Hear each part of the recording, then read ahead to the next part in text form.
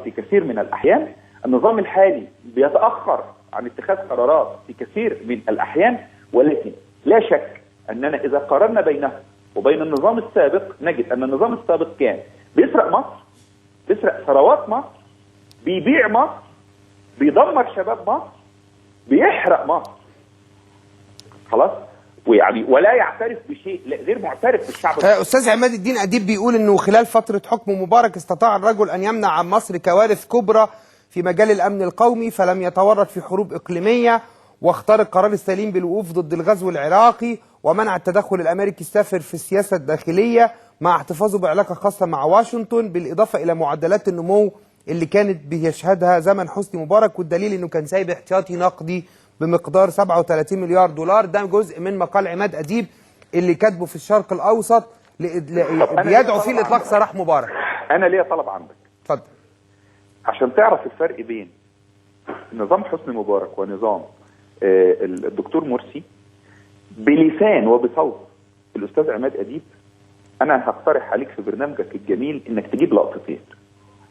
اللقطة الأولى جزء من حوار عماد أديب وهو قاعد قدام حسني مبارك، الحوار الشهير بتاعه، فاكره؟ قبل انتخابات الرئاسة، التجديد بتاع الرئاسة بتاع حسني مبارك، فاكره؟ أنا عايز أتكلم في الفكرة يا أستاذ عصام. طب بس هو ده الفرق بيني وبين حضرتك. ما تستنى بس. أنا بحب أتكلم في الفكرة، أنت هتتكلم في الأشخاص. لا لا لا لا، الأستاذ عماد أديب لما كان بيتكلم في فكر، ما كانش بيتكلم كلام فاضي، لا كان بيتكلم كلام مهم. خلاص؟ وتجيب أي صحفي أو إعلامي بمن فيهم خالد صلاح وهو بيتكلم على الرئيس مرسي. بس عايز تعرف الفرق بين نظام مبارك وسياسة مبارك وشخص مبارك، وبين نظام مرسي وشخص مرسي وسياسة مرسي.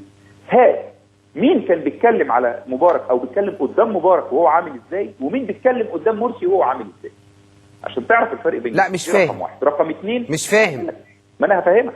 رقم اتنين، الاستاذ عماد اديب قال كمان حاجه مهمه قوي لما قامت الثوره في البدايه، قال اقسم بالله، قال كده اقسم بالله ان الايام ستثبت ان اللي جم عملوا الثوره اجانب ومعاهم جوازات سفر واتمسكوا في ميدان التحرير وبيتحقق معاهم ونتائج التحقيق ستظهر قريبا. دي اثناء الثوره، قال كده الاستاذ عماد اديب. كويس؟ وبالتالي انا بس هو نفسه عماد اديب اللي قال قبل الثوره بكتير جدا بعده اشهر في حوار مع الاعلاميه المرموقه منى الشاذلي، قال انه انا بطالب مبارك بالخروج الان قبل ان تسوء الاوضاع، وكان عنده نبوءات وحذر مبارك وطلبوا بالخروج الامن، يعني عشان نحق الحق يعني للناس. ما انا بكلمك دلوقتي برضه، ما انا بقول لك هو قال ايه. خلاص؟ فانا الحقيقه الشخص عندي وكلامه ما يفترقوش عن بعض. ما هو انت عايز تقول لي فلان الفلاني بيقول، اقول لك فلان الفلاني ده انا تقديري له ايه ونظرتي له ايه.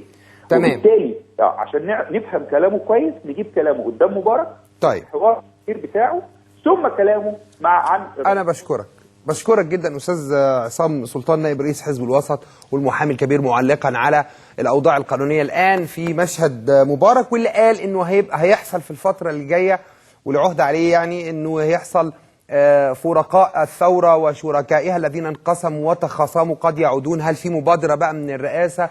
هو رجل يعني واسع الصله، فممكن يكون عنده معلومات تتعلق بأن يكون في موقف رئاسي قريب يفك المشهد اللي احنا موجودين فيه دلوقتي. معايا